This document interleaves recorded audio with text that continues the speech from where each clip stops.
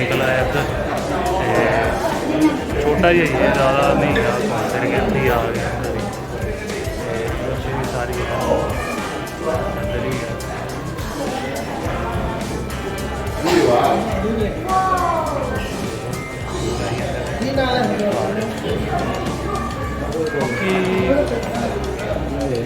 पंजाब जो है इन्ना कुछ ही है, ਇੱਥੇ ਹੀ ਆ ਜੇ ਭਾਜੀ ਆ ਦੁਕਾਨ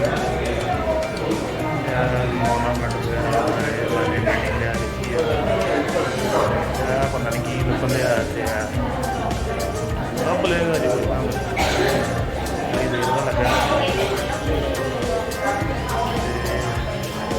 ਬਾਕੀ ਸਹੀ ਹੈ। ਪੰਜਾਬ ਰਿੰਗੜ ਦੇ ਵਿੱਚ ਇੰਨਾ ਹੀ ਸਫ਼ਰ ਵੇਖਣ ਨੂੰ ਆਵਾਮ ਵੇਖਣ ਨੂੰ ਮਿਲਦੀ।